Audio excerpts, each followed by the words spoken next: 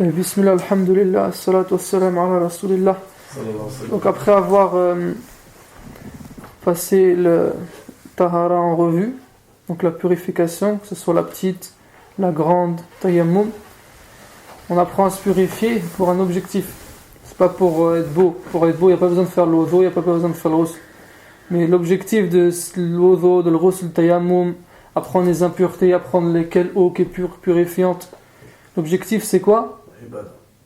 Voilà. Et la tête des ibadat, la prière. Pour ça ils disent l'ozo, c'est la clé de la prière. Et la prière est la clé du paradis. Voilà. Donc en arabe, comme vous connaissez, la prière on appelle ça as-salat. Et ça vient de salatun qui est de nouer un lien. Un réseau. Voilà, qui est de nouer une relation, un lien. D'accord?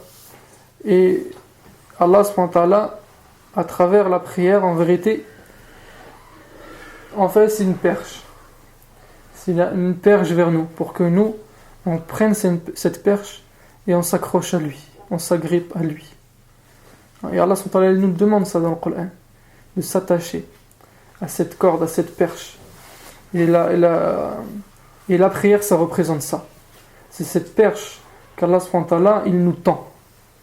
C'est pour ça que c'est le plus beau cadeau qu'Allah il ait pu nous donner. C'est pas donné à tout le monde.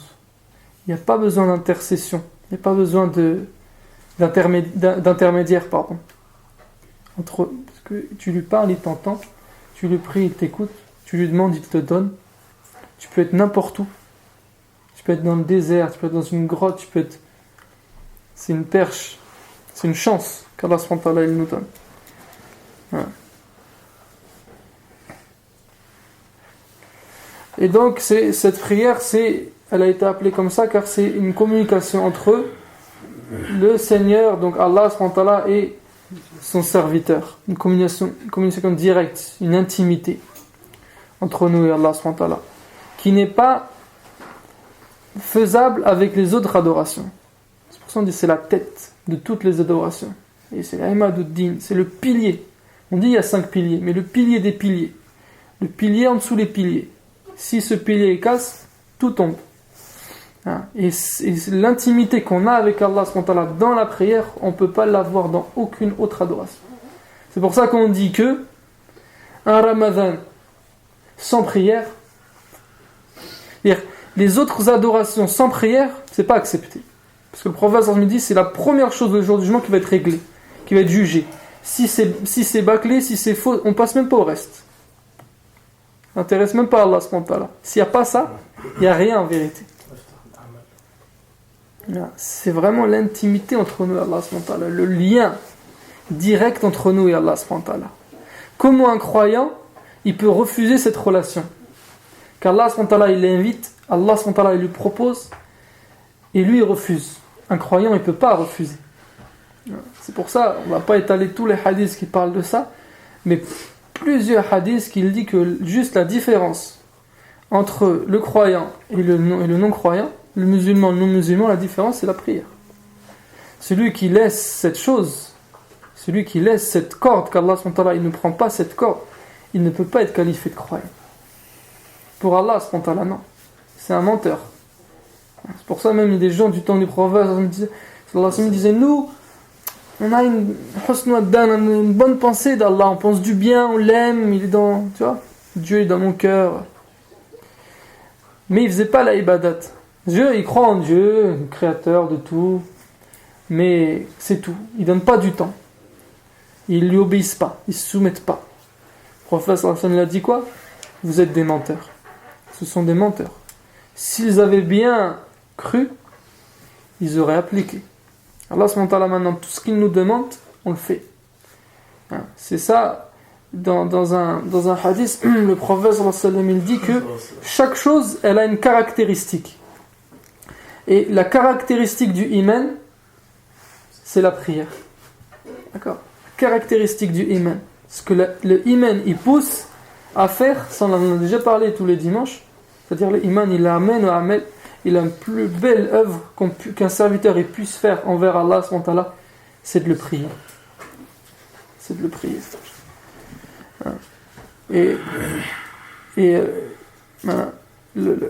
On a demandé à Aïcha radhiyallahu anha comment le prophète sallallahu alayhi wa sallam il était envers sa famille, comment il se comportait à la maison. Il a dit c'était le plus beau, il n'y avait pas une meilleure personne avec sa famille que le prophète sallallahu alayhi wa sallam. Je connais personne de mieux que le prophète sallallahu alayhi wa sallam envers sa famille. Il était avec nous, il s'occupait des tâches ménagères, il nous aidait à la maison, il plaisantait avec nous, il discutait avec nous. Mais quand il entendait l'adhan, Bilal qui l'appelait à la prière, c'est comme si il nous connaissait plus. D'un seul coup, c'est plus la même personne, c'est plus le même homme. Une personne qui est là, qui est investie dans la maison, qui est joviale, mais d'un seul coup, c'est comme s'il y a cette barrière, cette coupure. Parce que maintenant, c'est quoi ? C'est plus le moment de sympathiser, de nouer des liens, les liens familiaux avec les gens, avec les créatures. Mais maintenant, c'est le moment de lien avec Allah. Et dans ce moment-là, quand le prophète, il était entre les mains d'Allah, devant Allah, le monde il pouvait s'écrouler, eh bien ça n'avait aucun intérêt, aucune gravité pour lui. Du moment que lui, il est avec Allah.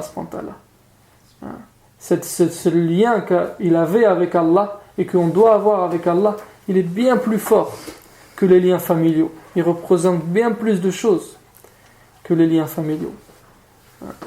Cette prière, elle n'est pas comme cette œuvre, cette adoration, elle n'est pas comme toutes les autres. Toutes les autres adorations, ou même tous les ordres en dehors de la prière, tous, que ce soit les adorations ou les obligations, le hijab pour les femmes par exemple, etc., ou les interdits, on arrête l'alcool, tout ça c'était révélé sur terre. Jibril alayhi salam, Allah il l'a envoyé, il est descendu sur le prophète avec le wahi, la révélation. Mais pour cette œuvre-là, uniquement et spécialement, Allah il l'a appelé vers lui. Il l'a appelé. Et on connaît l'histoire, il a fait Isra ou Mi'raj, l'ascension nocturne qui est connue. Et c'est physiquement qu'il l'a fait. Physiquement, il est allé jusqu'à au-dessus de Sidrat al-Muntaha, un endroit même Jibril alayhi salam, il ne pouvait pas aller. Il ne pouvait plus passer. Aucune créature n'est allée.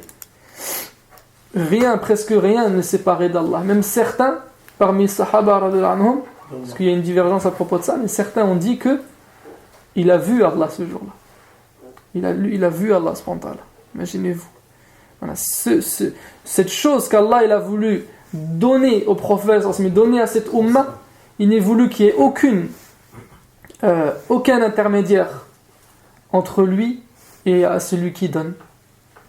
Et aussi il a voulu que ce soit cette personne qui se déplace, parce que là c'est quelque chose d'important, c'est pas comme le reste. C'est pas que le reste n'est pas important, mais pour montrer encore plus la suprématie et l'importance de cette chose. Et les ulama ils nous disent que le prophète sallallahu alayhi wa sallam, durant ce voyage ce voyage était en 17 étapes. Il a fait 17 haltes où il était dans 17 endroits. D'accord ? Connaît tout. Par exemple, il est parti à Al-Quds, après il a pris le Bour, après il est parti. Il a fait ciel après ciel, etc. Il y en a eu 17 en tout. 17 étapes qu'il a fait physiquement. Eh bien, Allah subhanahu wa ta'ala, il nous fait faire ces 17 étapes spirituellement. À travers les 17 raka'at qu'on a à faire tous les jours. Divisés en 5 prières. 2 plus 4 plus 4 plus 3 plus 4 égale 17.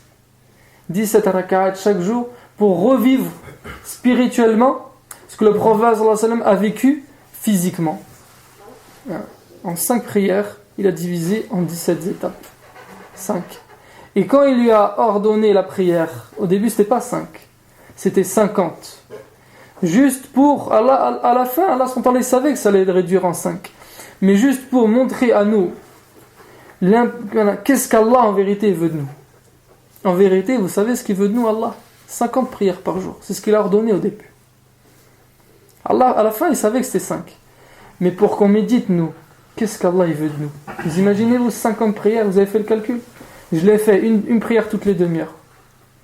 Tu dors quand? Tu dors pas. Une prière toutes les demi-heures. C'est ça qu'Allah veut de nous au début. Mais après, on connaît l'histoire. Avec Moussa alayhi salam, il a allégé jusqu'à 5.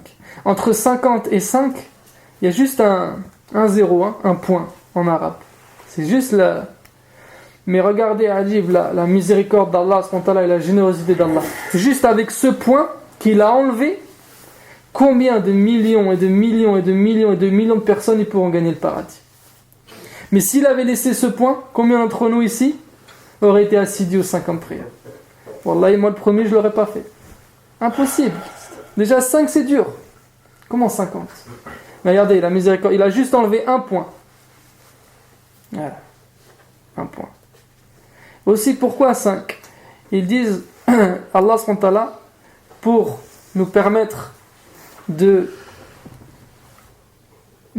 connectés avec le monde extérieur, avec ce qu'Allah s.w.t. il a créé autour de nous. Allah s.w.t. nous a donné combien de sens? 5 sens. La vue, l'ouïe, l'odeur, la parole et le toucher, pour être en relation avec ce qu'Allah s.w.t. a créé autour de nous. Eh bien, pour être reconnaissant envers ces 5 sens, Allah nous a demandé 5 prières. Également, Allah s.w.t. pour combler nos besoins vitaux, Allah s.w.t. nous a donné 5 choses. La nourriture et la boisson, pour renforcer notre corps. Si on ne mange pas, si on ne boit pas, comment on se sent faible? Allah s.w.t. nous a donné des vêtements pour nous cacher notre nudité et aussi nous réchauffer quand il fait froid, etc. Allah s.w.t. nous a donné une femme et aux femmes un mari pour être accompagnés et aussi faire des générations, enfin des enfants, des générations futures. Allah s.w.t. nous a donné des maisons pour s'abriter, pour avoir une intimité avec notre famille. Et Allah s.w.t. nous a donné des montures pour voyager sur terre, pour voyager dans les mers et pour voyager maintenant même dans le ciel. Pour être reconnaissant envers ces 5 privilèges en vérité, Allah s.w.t. il demande 5 prières. Celui qui fait ces 5 prières, il remercie pour ces 5 choses. Allah s.w.t. lui compte comme s'il a été reconnaissant. C'est bon, c'est un homme reconnaissant. Adib. Mais celui qui ne les fait pas, en vérité, celui qui ne fait pas ces 5 prières, en vérité, il a été injuste. Il a été ingrat envers Allah. Il n'a pas été reconnaissant. Combien de bienfaits qu'Allah il donne, on ne peut même pas les compter, on ne peut même pas les dénombrer, et sans ces bienfaits, on n'est rien. Et ces bienfaits, personne ne peut nous les donner.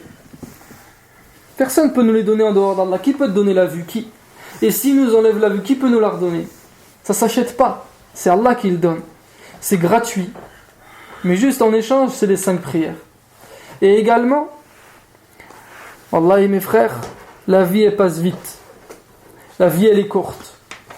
Et après la vie, il y a des grandes épreuves. Et surtout, 5 grandes épreuves. La première, c'est la mort. Si tu réunis toutes les épreuves qu'un homme peut subir dans cette dunya, de toute sa vie, tu les réunis, t'en fais une seule épreuve, elle est plus petite que l'épreuve de la mort. L'agonie. L'agonie de la mort. Le prophète sallallahu l'a dit dans le hadith, la douleur de l'agonie de la mort, c'est plus douloureux que 1000 coups d'épée sur le visage de quelqu'un vivant. 1000 coups.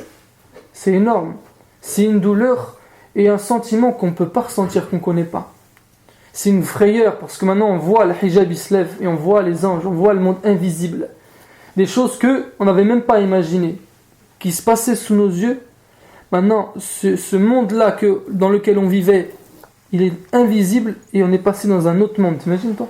En une fraction de seconde. La mort. Après la mort, la deuxième épreuve qui nous attend, la tombe.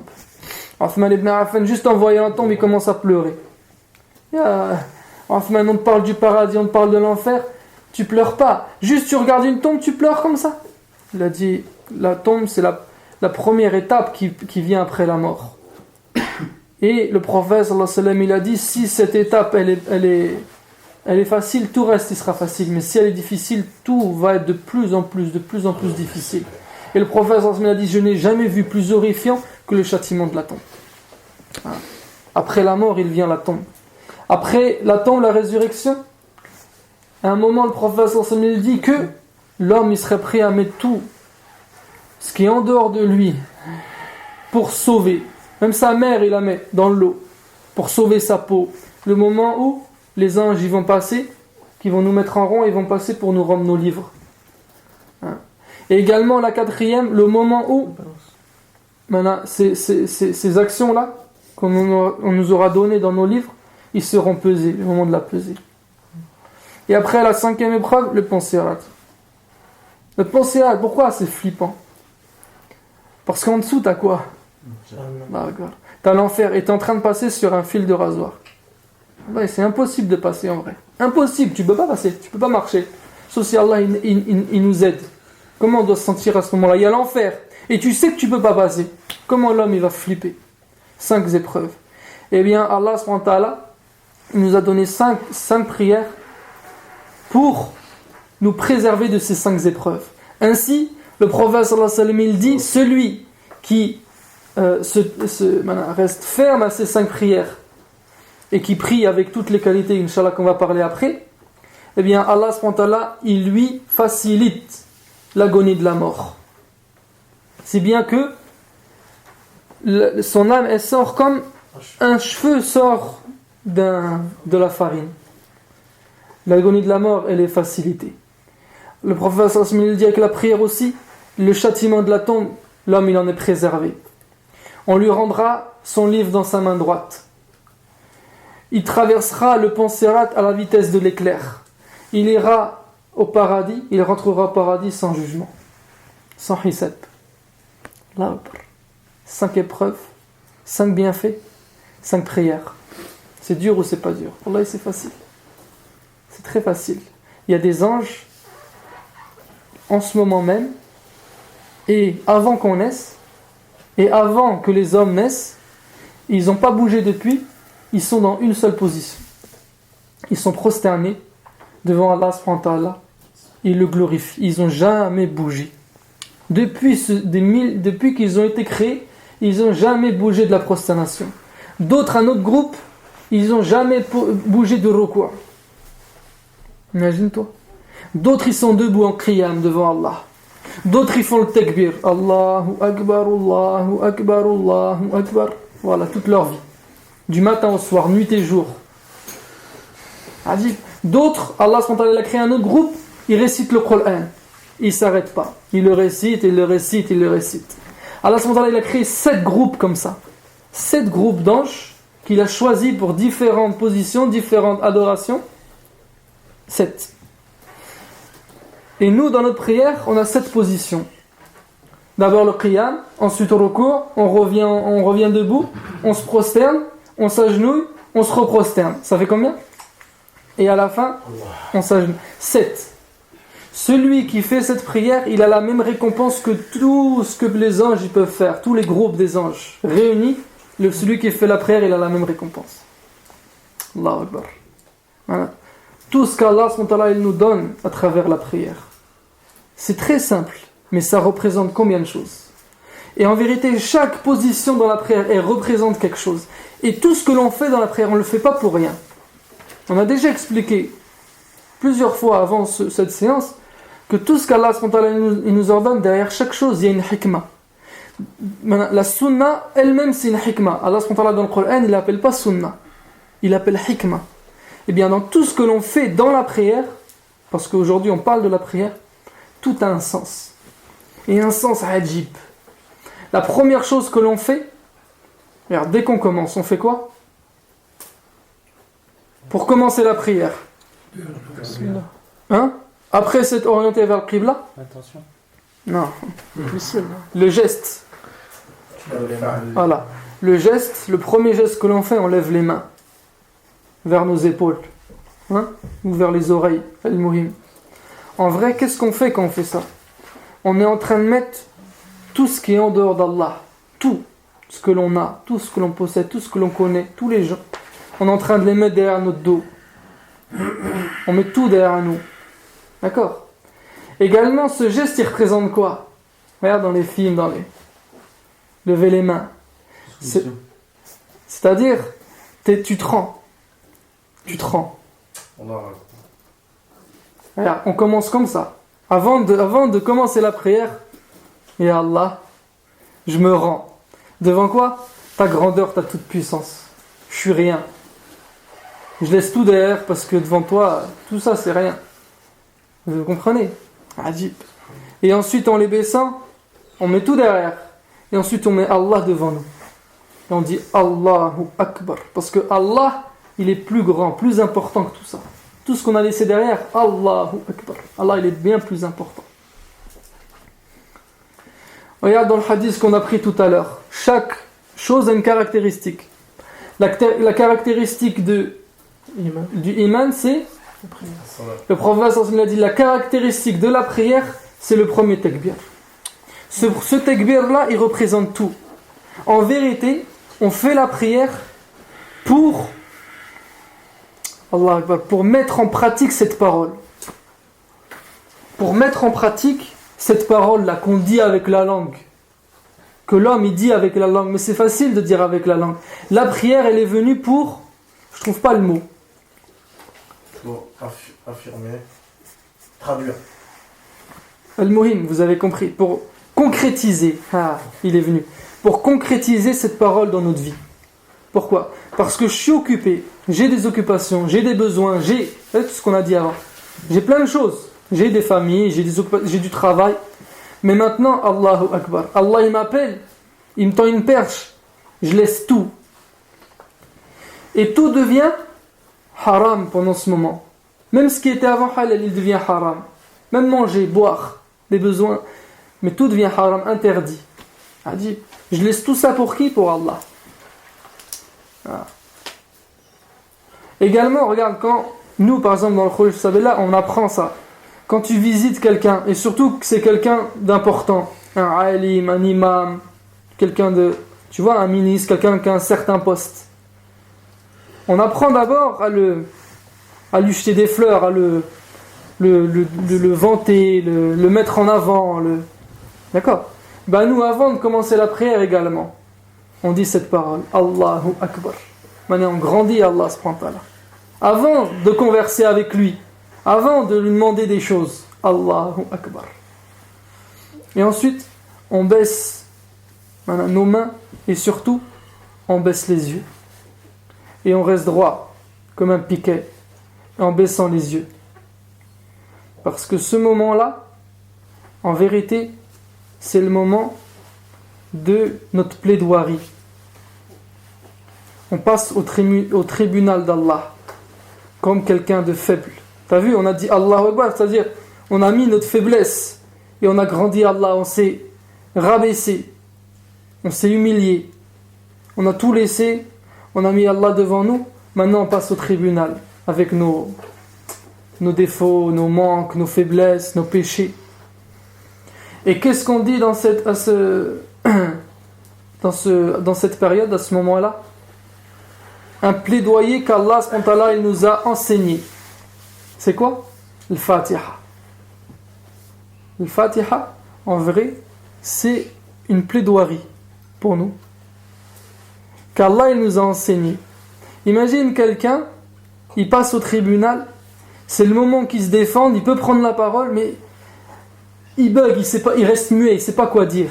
Comment le juge il va pouvoir avoir pitié pour lui, Imagine maintenant quelqu'un, il parle mal, il emploie des mots qui ne sont pas adaptés à la situation, qui ne sont pas adaptés à la personne qu'il a en face de lui, il lui manque de respect sans le faire, en sa faveur. Tu vois? Maintenant, tout ça va se jouer contre lui. Eh bien, pour ces facteurs-là, Allah subhanahu wa ta'ala lui-même, il nous a appris des paroles parfaites pour demander tout ce qu'on a besoin. Pour que l'homme, il demande une demande concise de ses réels besoins, de ce qu'il a réellement besoin. Et on commence par quoi? Alhamdulillahi Rabbil Alamin. Et quand on dit ça, Allah Azza wa Jalla, il dit quoi? Mon Seigneur, il m'a remercié. La prière, maintenant, c'est pour ça qu'on dit c'est un lien entre nous et Allah. C'est une intimité entre nous et Allah, une discussion. On parle à Allah, Allah subhanahu wa ta'ala, il nous répond. C'est pour ça qu'il a dit, j'ai divisé la prière entre moi en deux parties, entre moi et mon serviteur. Et mon serviteur, il aura ce qu'il a demandé. D'accord? On dit Alhamdulillahi Rabbil Alamin. Allah subhanahu wa ta'ala, il nous dit, il nous répond direct. Mon serviteur, il m'a remercié. Ar-Rahman Ar-Rahim. Mon serviteur, il m'a glorifié. Maliki Yawmiddin, mon serviteur, il s'est soumis à ma toute puissance. Et ensuite on demande Iyyaka na'budu wa iyyaka nasta'in. Allah subhanahu wa ta'ala maintenant il dit là c'est le moment de mon serviteur et il va avoir ce qu'il va te demander. Et après on demande la dua qu'Allah subhanahu wa ta'ala nous a demandé. La dua de ce qu'on a le plus besoin, la guider pour le monde entier. Qui nous guide sur le droit chemin. Et le droit chemin, comme on connaît, le chemin des prophètes, Allah subhanahu wa ta'ala nous explique dans Surat Baqara, je crois. Nisa, Surat Nisa. C'est qui le droit chemin, le chemin de ceux qu'Allah il a comblé de bienfaits? Les prophètes, les siddiqin, les véridiques, salihin, shuhada et salihin, les martyrs et les pieux. Et surtout pas dans le chemin de ceux qu'Allah s'est mis en colère contre eux, qui sont les chrétiens, et des égarés, qui sont les juifs.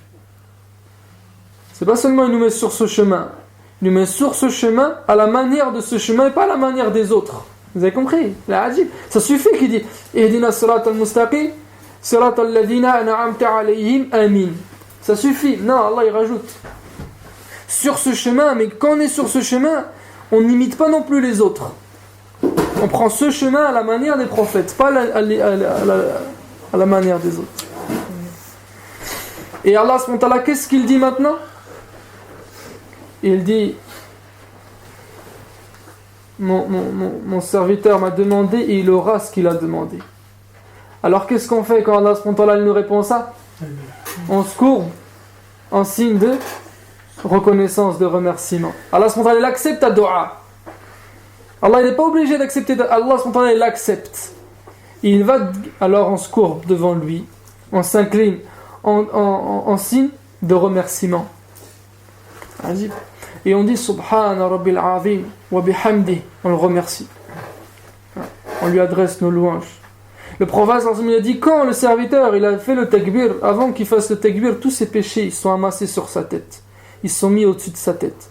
Et dès qu'il a fait le ruku', il s'est incliné en signe de remerciement devant Allah, tous ses péchés sont partis. Tous ses péchés sont tombés. Adib. Alors on remercie Allah. Et quand on remercie Allah, après on fait quoi? Parce que celui qui s'incline pour Allah, celui qui se rabaisse pour Allah, qu'est-ce qu'il fait Allah subhanahu wa ta'ala? Allah il élève. Alors Allah subhanahu wa ta'ala il nous ordonne de nous relever, de nous redresser. Et quand on se redresse, on dit quoi? Sami Allahu liman hamida. Allah il a entendu celui qui l'a remercié, c'est toi. Allah il t'a entendu quand tu l'as remercié. Adib. Tu étais en recours pour remercier Allah subhanahu wa ta'ala. Tu te relèves de recours, Sami Allahu liman hamida. Allah subhanahu wa ta'ala il nous a vu, il nous a entendu le remercier. Rabbana wa lakal hamd. Adib. Et après avoir vécu ces instants d'intimité, d'acceptation, de pardon pour les péchés, tous les péchés ils tombent, eh bien Allah subhanahu wa ta'ala il nous permet de faire encore autre chose et de nous rapprocher encore plus de lui. Allah il dit Fasjud wa qatarib. Allah il dit prosterne-toi et rapproche-toi. On ne peut pas atteindre la proximité d'Allah par une meilleure chose que le sujud. Quand le serviteur, la créature d'Allah, elle est en prosternation, c'est là le moment où elle est le plus proche d'Allah. Elle n'est pas plus proche d'Allah en montant dans le ciel, en passant ciel après ciel, parce que Allah n'est pas dans un endroit. Elle est le plus proche d'Allah quand elle est en totale soumission avec Allah, c'est-à-dire elle pose l'endroit le plus noble de son corps à l'endroit le plus bas. Il y avait Abu Jahl, c'est pas Abu Jahl. Je crois Abu Talib parce que c'était le père de Ali. Mais il y a eu deux versions. Parce que c'est Ali qui raconte ça dans un khutbah et il en rigole. Il en sourit. Il dit que Abu Talib, il a dit comment? Il était appelé à la prière, appelé à se prosterner devant son Seigneur. Il a dit comment? Moi, je vais mettre mon visage, c'est-à-dire la partie la plus noble de mon corps, mon visage, je vais le placer en dessous de mon derrière. Regarde, c'est une position où le serviteur il s'humilie. Il n'y a pas une position plus humiliante. Qu'est-ce qu'on peut faire de plus? L'endroit le plus bas, on pose l'endroit le plus haut. Et on dit quoi? Pourquoi on dit Subhana Rabbil A'la? Parce que on se prosterne dans le sol. Le sol représente la terre. La terre, qu'est-ce qu'elle représente pour nous? La terre représente notre origine. La terre représente la matière par laquelle Allah nous a créés. Allah nous a créés à partir de ça. Et maintenant, je suis ce que je suis et je fais ce que je fais. J'étais rien, j'étais de la terre, cette chose qui est même pas vivante. Allah m'a créé, m'a donné ce corps. Et au jour d'aujourd'hui, je peux faire ce que je fais, c'est-à-dire me prosterner devant lui. Combien d'autres que moi n'ont pas cette chance?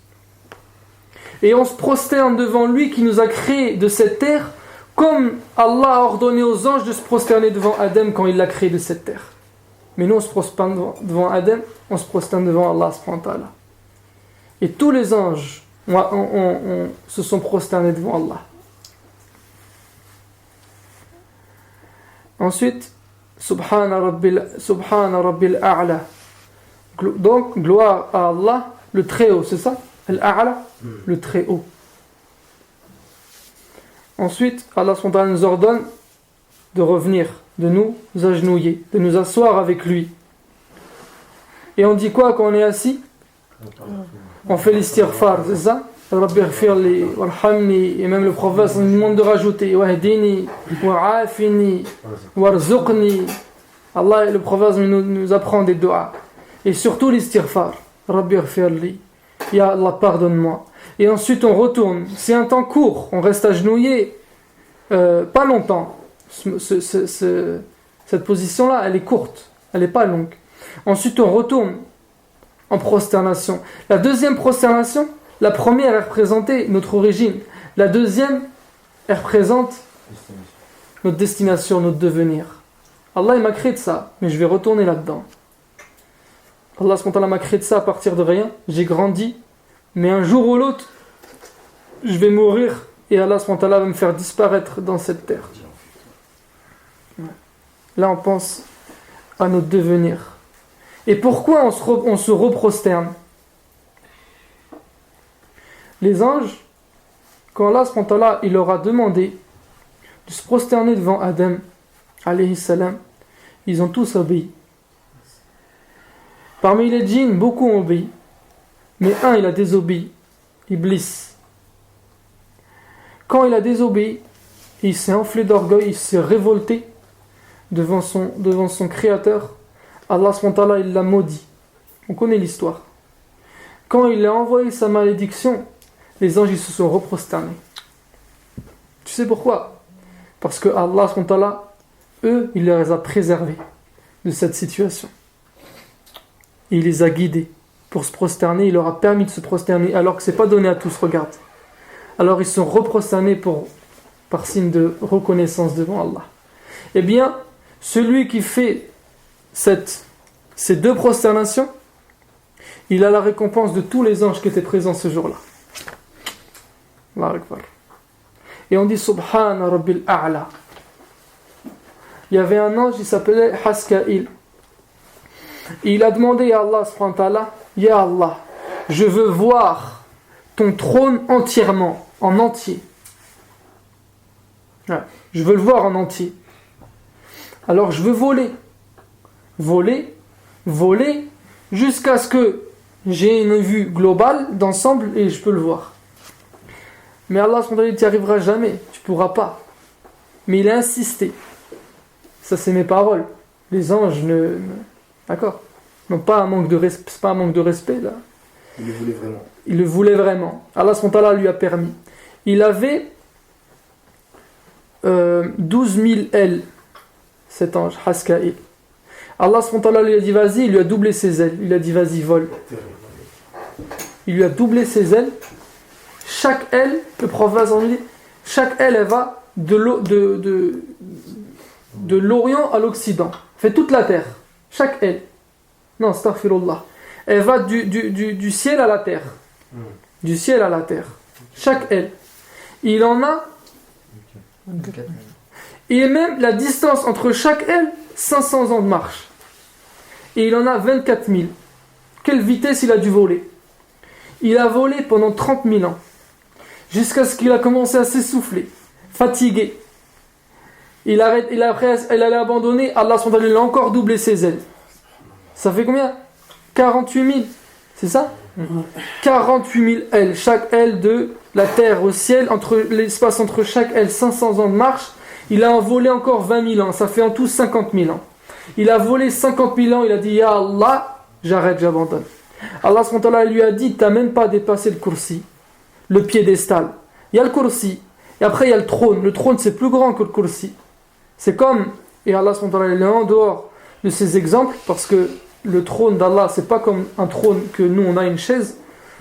C'est comme, tu vois, le trône, tu as une chaise et le piédestal, tu vois, un endroit où tu poses tes pieds. Il y a les 8 anges au milieu. Vous savez? Allah subhanahu wa ta'ala lui a dit, tu n'as même pas dépassé ça, là. Le pied de mon trône. L'ange, il s'est prosterné, Haska'il, il s'est prosterné devant Allah.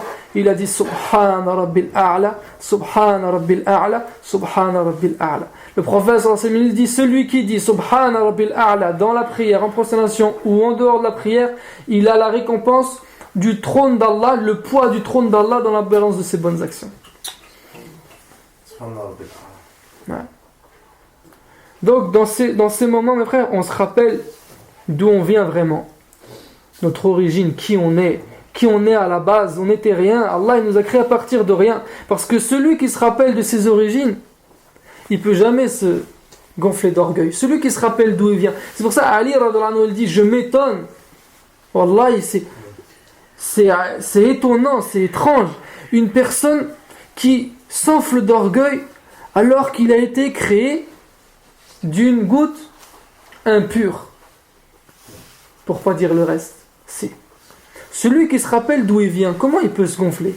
Comment il peut se gonfler devant Allah?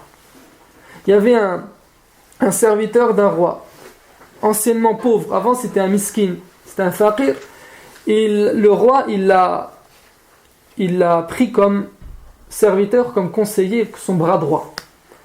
Avant c'était un pauvre, maintenant c'est le bras droit du roi. Donc il est devenu, machallah, connu, reconnu, respecté. Hein? Maintenant il mange bien, il s'habille bien, mais il a gardé ses habits d'avant. Il les a gardés dans sa penderie. Et tous les jours, il ouvre sa penderie, maintenant c'est un croyant, tous les jours il ouvre sa penderie et il se parle à lui-même. Il dit regarde d'où tu viens. Et tu serais rien. T'es rien. Tu vaux ce que tu vaux grâce à ce roi-là. Sans ce roi, t'es rien. Avant regarde ce que t'étais, regarde. T'étais un minable. Aujourd'hui, tu es ce que tu es grâce à ce roi. Hakada, comment on fait devant Allah. Hier, on n'était rien. Aujourd'hui, on est ce qu'on est seulement grâce à lui. C'est pour ça qu'on se prosterne. Prosterne, la première pour la vie. La deuxième, elle représente la mort. Et entre la vie et la mort, on fait quoi? C'est la qualité qu'Allah veut qu'on ait dans cette vie. C'est l'istighfar, qu'on demande beaucoup pardon à Allah. Parce qu'Allah, il nous a tellement donné. Il nous a préféré. Il nous a choisi. Il nous a permis de faire combien de choses, mais combien on délaisse, combien on oublie, combien. Rabbi Ghfirli, on demande pardon à Allah. C'est la qualité qu'il faut dans ce dunya. Et c'est pas tout. Après la deuxième prosternation, qu'est-ce qu'on fait? Parce que la mort, est-ce que c'est fini après à la mort? Est-ce que tout s'arrête à la mort? Non, c'est là que tout commence. Après la deuxième prosternation qui est notre mort, Allah subhanahu wa ta'ala, il nous demande de nous lever, et le prophète il se levait. Et ce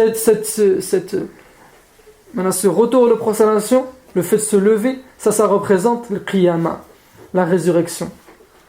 Allah subhanahu wa ta'ala, il va me relever après m'avoir fait mourir. Je vais rester dans ma tombe, je vais devenir ossement poussière. Allah, il va me reformer et il va me relever. Et l'humanité entière, elle va se relever. Comme un terrain, un champ qui est devenu sec, aride, tout a disparu. Comment ? Stérile ? Stérile. Eh bien, avec la descente de la pluie, eh bien, tout remonte. L'herbe remonte, la végétation repousse, et les couleurs, de la même manière. Allah subhanahu wa ta'ala va éliminer l'ensemble des créatures sur la surface de la terre, et avec une pluie, Allah va les faire revivre. Regardez mes frères, ce que représente la prière. Et après, on reprend le même cycle. Jusqu'au deuxième sujoud. Après le deuxième sujoud, qu'on s'est prosterné devant Allah subhanahu wa ta'ala, Allah il nous permet de nous asseoir encore plus avec lui. Allah subhanahu wa ta'ala il nous permet de nous asseoir plus longuement avec lui. Et on reste une assise libre. Libre, on peut dire ce qu'on veut, on peut faire ce qu'on veut dans cette assise. Et on fait quoi ? At-tahiyatu lillah, az-zakiyatu lillah, at-tayyibatu as-salawatu lillah. En vrai, vous savez ce que c'est. Tout à l'heure, on a dit, il y a eu combien d'haltes, d'étapes dans le voyage, les Isra Mi'raj du prophète sallallahu alayhi wa sallam ? 17.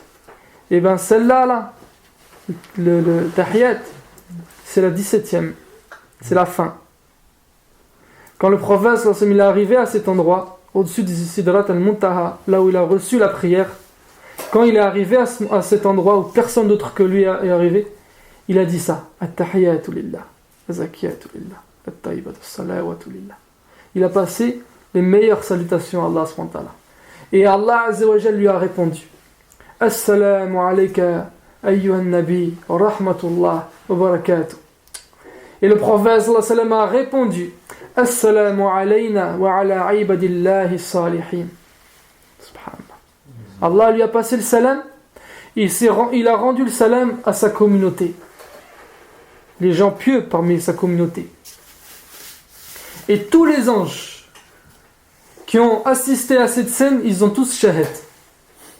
Parce que comment un homme qui a atteint ce degré, ce niveau, car Allah subhanahu wa ta'ala, il l'a élevé à ce niveau, il lui passe le salam. N'importe quelle créature en dehors de lui, il aurait pensé qu'à lui à ce moment-là, il n'aurait pas pensé. Mais il pense quand même à ceux qui a laissé derrière, à sa Ummah. Alors tous les anges, ils ont attesté de la véracité de la prophétie du prophète. Et nous aussi on l'atteste. Ashhadu an la ilaha illallah. Et après, Ashhadu anna Muhammad abduhu wa rasuluh. Et nous aussi on l'atteste. Et c'est pas le tout. Après avoir attesté, on prie sur lui. Allahumma salli ala Muhammad wa ala ali Muhammad kama salli. On prie sur lui et sur sa famille. Juste avant le salam. Pourquoi on prie sur le prophète juste avant le salam ? Le prophète il dit dans un hadith que les doigts, les prières qu'on peut faire, elles ne s'élèvent pas vers le ciel, vers Allah, elles ne s'envolent pas vers Allah jusqu'à ce que on prie sur le prophète. Nous aussi, juste avant de clôturer notre prière, on prie sur le prophète et sur toute sa famille. Et ensuite on dit, on finit par le salam. Le salam, écoutez bien, adjib. Le salam, il prouve que on était en voyage à ce moment-là, qu'on n'était plus là, qu'on a fait, parce que la prière on l'appelle le mi'raj al-mu'min, l'ascension du croyant, le voyage du croyant, c'est comme ça qu'elle est appelée la prière. Eh bien le salam, il prouve ça. C'est pourquoi quand tu rentres de voyage, tu retrouves les gens, qu'est-ce que tu fais ?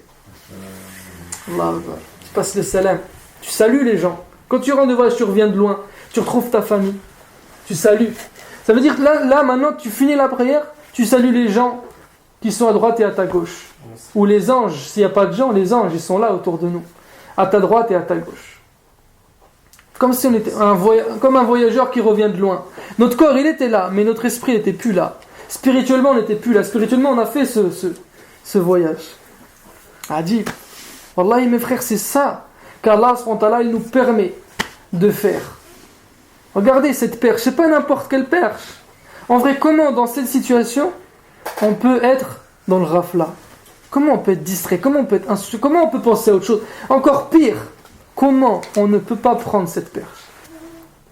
Wallahi, avec quel autre roi de la terre, quel autre roi qu'Allah subhanahu wa ta'ala, on peut avoir cette liberté de mouvement et de parole? Regarde. Maintenant, les gens qui sont autour des rois, ils se tiennent droit, ils ne bougent pas, ils baissent les yeux, ils se la ferment. C'est vrai ou non? Il ne faut pas des mouvements. Mais avec Allah, comme.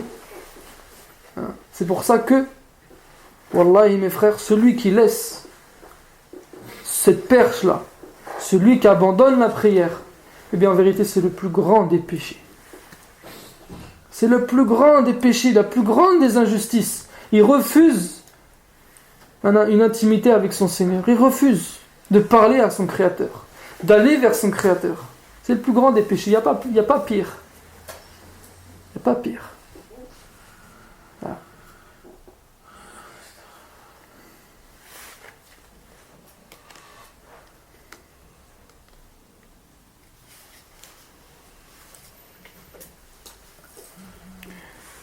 Le prophète sallallahu alayhi wa sallam, il a rêvé un jour, il a fait un rêve, il a rêvé que 2 anges sont venus le chercher dans son rêve. Ils sont venus le chercher et ils ont marché. Et il a dit, on a croisé une personne allongée sur le dos. Et un homme au-dessus de lui avec une pierre immense, une grosse pierre dans les mains. Et il a jeté, il a lâché sur sa tête. Et sa tête, la tête de cet homme qui était allongé par terre, elle s'écrasait. Et plein de fragments autour. Elle s'éclatait. Et la pierre, elle roulait. Et l'homme qui avait jeté la pierre, le temps qu'il passe, il cherchait la pierre, et bien les fragments de sa tête se remettaient. Et sa tête se recomposait. Et l'autre, il revenait au-dessus de lui et rejetait la pierre. Et sa tête, elle s'écrasait. Et le rocher roulait. Il allait la chercher, la tête se... Et il a dit, cette situation-là, elle se passait inlassablement. C'était toujours la même chose. Le même processus. Je veux dire, jusqu'à ce que le prophète il a dit aux anges, mais c'est qui cet homme et qu'est-ce qu'il a fait pour mériter ça? Les anges ils lui ont dit, c'est un homme qui allait se coucher avant d'avoir fait ses prières obligatoires. Avant d'avoir fait ses prières, il allait se coucher. Allah il a comblé de bienfaits, mais lui il est fatigué, il oublie les bienfaits d'Allah, il ne remercie pas Al-Muhim. Après la mort, regarde le châtiment qu'Allah il inflige. Parce qu'Allah il est Rahim, Allah il tend des perches. Mais quand il vient le terme fixé par Allah, c'est plus le moment de... La mort, après la mort, c'est le temps du hisab, il n'y a plus d'amel. Au jour d'aujourd'hui, c'est le temps des amel, il n'y a pas de hisab. C'est le temps de faire. On n'est pas jugé ici. Mais après, on sera jugé, il n'y aura plus moyen de faire. Ici, on fait ce qu'on veut. Celui qui va aller dormir, il va dormir. Est-ce qu'Allah il va lui interdire de dormir? Celui qui veut s'amuser, qui veut rigoler, qui fait la life, il le fait. Allah son talent, il ne juge pas. C'est vrai ou non? Allah, il ne te prend pas par ton manteau, il te ramène à la mosquée. C'est toi qui choisis. Mais après, il faut qu'on sache qu'on ne sera plus libre de nos mouvements. On ne pourra plus rien faire. Et on voudra faire. Mais impossible. On voudra même faire recours, même faire soujoud. C'est vrai ou non? Mais Allah, il a dit quoi? Impossible. Tu veux? Tu peux pas. C'est bloqué. C'est bloqué. Tu veux te prosterner? Tu veux? Mais non, c'est bloqué. Parce qu'avant, tu étais bloqué. Ce jour-là, Allah, il bloque. Ajib. Et le prophète, sallallahu alayhi wa sallam, il dit que la prière, le jour du jugement, ça sera une nour, ça sera une lumière. Le jour du jugement, on rappelle que c'est un moment où c'est l'obscurité totale. La prière, ce jour-là, ça sera tu vois ça là, une ampoule au-dessus de ta tête, une lumière au-dessus de nous pour nous guider pour aller. Il a dit aussi, ça sera un plaidoyer, ça sera ton avocat, il sera là à côté de toi, il va témoigner pour toi. Et aussi un ticket pour entrer au paradis. C'est-à-dire une assurance. Le prophète sallallahu alayhi wa sallam dit, celui qui délaisse la prière, il sera privé de sa lumière, il sera privé de son plaidoyer, il sera privé de son assurance. Pire encore, vous savez quoi? Il a dit le prophète, il sera ressuscité avec Pharaon, avec Haman, avec Qarun et avec Ubay ibn Khalaf. Les pires des gens qu'a connu l'humanité. Ibn Hajar al-Asqalani, il explique ce hadith. Il dit, vous savez quoi? Pourquoi il est ressuscité avec Pharaon, Parce qu'en vrai, il n'a pas fait la prière à cause de telle occupation. Telle occupation, j'étais trop occupé, j'avais pas le temps, j'avais l'esprit. À cause de ça, il n'a pas fait la prière. L'autre, à cause de son gouvernement, son royaume, il a laissé la prière. Parce qu'il a son royaume, il a plein de choses à gérer. Et Allah il va réciter avec Pharaon. Lui aussi, à cause de son royaume, il a laissé la prière. Il sera resté avec lui. L'autre, à cause de son tijara, son commerce, son travail, son argent, prenait trop de temps. J'ai pas le temps. Même il rentre le tard à la maison le soir, je suis fatigué. Il récupère pas ses prières. Allah va réussir avec Qarun, Ubay ibn Khalaf, les pires des gens. Les pires des gens. Parce que dans cette vie, il a vécu comme eux. Il a vécu comme eux. Il a laissé Allah pour une poignée de dollars, une poignée de dinars. Allah il va le ressusciter avec ces gens-là aussi, qui lui ressemblent. Parce que celui qui fait comme un peuple fait partie d'eux. C'est pour ça qu'on n'a pas aucune excuse. Ce jour-là, le jour du jugement, il n'y aura pas d'excuse acceptée par Allah. Parce que la prière, c'est pas comme les autres adorations qui ont des permissions, qui ont des exonérations. On dit comme ça? Exemption. Ramadan, t'es malade, tu jeûnes pas. Le Hajj, t'es pauvre, tu le fais pas. Et t'es pas puni. T'as une excuse. Dans ta main, t'as une excuse. Mais la prière, t'as pas d'excuse, t'as rien. Il y a des gens, ils vont vouloir trouver des excuses. Allahu Akbar. Ils vont venir devant Allah. L'autre, il va dire, ya Allah, j'avais un poste. Tu vois, j'étais Qadi, c'est ça? J'étais ministre, j'étais responsable, gouvernant, Allah a dit, Sulayman, Daoud, venez ici. Regarde, il va les prendre pour exemple, modèle. En vrai, pour, comment on dit? C'est-à-dire, lui il sort une excuse. Mais pour casser son excuse, il ramène ses prophètes. Parce que les prophètes, c'est des exemples. Il lui dit, regarde ces deux-là. Leur royaume, il n'était pas plus grand que le tien. Ton royaume était plus vaste que le leur. Tu avais plus de travail qu'eux. Mais eux, leur royaume ne les a pas empêchés de louper une seule prière. Si le fait de faire la prière était attaché l'exemption de la prière était attachée aux occupations, ça aurait été les premiers à ne pas faire la prière. Les anges, prenez-le, emmenez-le en enfer. Allah, il a détruit son excuse sur le champ. Un autre, ya Allah, j'étais malade, tu m'as éprouvé, j'étais malade, j'étais aveugle, j'étais handicapé, Allah subhanahu il ramène qui? Ayoub, alayhi salam. Est-ce que tu étais plus malade que lui? Lui, les vers, ils ont mangé son corps. Mais pas un moment, sa langue, elle a cessé de m'évoquer. Pas un moment, il m'a oublié, pas un moment. Est-ce que toi, tu étais plus malade que lui? Si l'exemption de la prière était faisable avec la maladie, il aurait été le premier à ne pas faire la prière. Mais jamais il a loupé une prière. Arrête de faire ton miskin, de vouloir t'excuser par la douleur. Ça ne marche pas devant moi. Les anges, prenez-le, ramenez-le en enfer.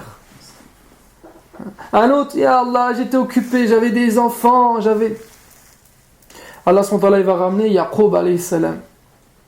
Dit, mon serviteur là, il avait des enfants, il était éprouvé avec ses enfants.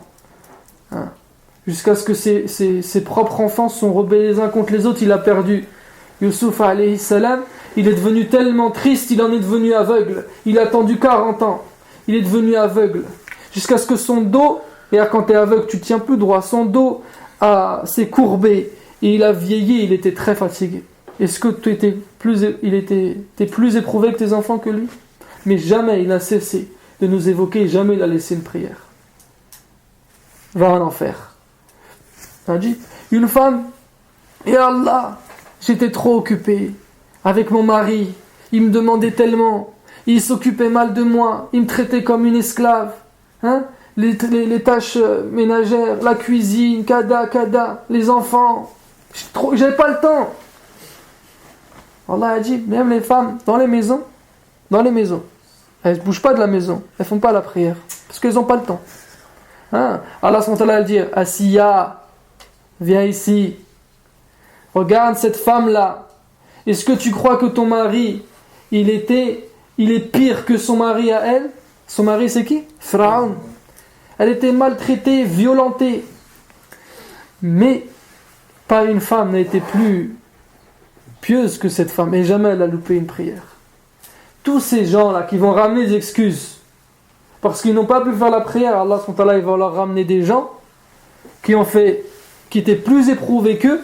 Pour ça, Allah les prophètes en a fait des modèles, ils a éprouvé chacun d'une manière, mais pas un, il a oublié Allah.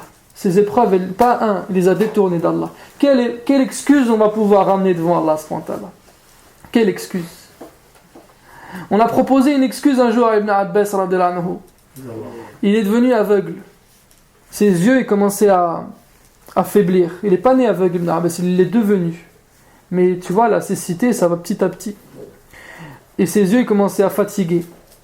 Et les médecins de son temps, ils lui ont dit, ok, on a un traitement super efficace, par contre, il faut que tu laisses la prière. Tu pourras plus prier, donc tu restes allongé. Il dit, ça va pas, non? Il faut que tu restes allongé. Le traitement qu'on va te donner, tu restes allongé. Tu peux pas prier, tu peux pas te lever, t'incliner, te prosterner. Il a dit, ça va pas, non? Il a donné un hadith qui fait peur. Il a dit, le prophète sallallahu alayhi wa sallam a dit, celui qui te laisse la prière, Allah le rencontrera le jour du jugement avec une terreur, une colère terrible contre lui. Allah sera en colère contre lui parce qu'il aura laissé sa prière. Il a dit, je préfère être aveugle ici qu'avoir la colère d'Allah là-bas. Et quoi? Il a refusé de se soigner. Il aurait pu ou non se soigner, être allongé, prier avec ses yeux ou comme il peut, c'est accepté. Parce que même pour celui-là, on a expliqué, il y a des exemptions pour les autres, mais pour la prière, non. Même tu peux pas prier debout, tu pries assis, tu peux pas prier assis, tu pries allongé, tu peux pas prier allongé, même faire les gestes avec ta tête, tu fais avec tes yeux. Tu peux pas, tu fais avec ta pensée. Il n'y a pas de... Parce que Allah veut que l'on ait cette relation tous les jours avec lui. C'est un ordre. Et si on ne l'a pas, on meurt en vérité. Celui qui n'a pas cette relation, il est mort. Il est ici, son corps il est là, il vit, il marche, il court, il rit, mais en vrai il est mort. Parce qu'à l'intérieur, il n'y a pas cette relation avec Allah. Il a refusé, il est devenu aveugle. Et tous les jours, il a embauché un jeune qui venait le chercher tous les jours chez lui pour l'emmener à la mosquée. On va voir peut-être Inch'Allah plus tard, parmi les excuses pour ne pas venir à la mosquée, il y a le fait d'être aveugle. D'accord, même s'il y a des hadiths, mais le fait d'être aveugle autorise. Et lui, il a demandé à un jeune de venir tous les jours, il venait le chercher un peu avant la prière, il le ramenait à la mosquée. Un jour, il n'est pas venu. Il est commencé en retard. Ibn Abbas, il fait les 100 pas, il tourne en rond. Il était mal. Il a fait une dua. Le jeune, il n'est pas venu ce jour-là. Il a fait dua. Il a dit, Ya Allah, ne fais pas de ma cécité un déshonneur et une perte pour moi le jour du jugement. Vous savez ce qu'Allah lui a fait? Allah lui a donné la vue. Il est parti à la mosquée. Il a prié. Il est revenu. Il est rentré chez lui. Non, le rideau noir. Depuis ce jour-là, à chaque prière, 5 fois par jour, Allah lui redonnait sa vue pour aller à la mosquée. Il lui redonne sa vue pour aller à la mosquée, il prie, il revient, il perd la vue. Par la dua qu'il a fait. Ya Allah, ne fais pas de ma perte de vue, mon aveuglement, ma cécité, un déshonneur et une perte pour moi le jour du jugement. Maintenant, ils ont refusé d'abandonner ce lien. Pourquoi ils avaient la valeur? Parce qu'ils savaient ce qu'ils perdaient. S'ils perdaient cette action, ce lien-là, ils savaient ce qu'ils perdaient. Il perdait tout.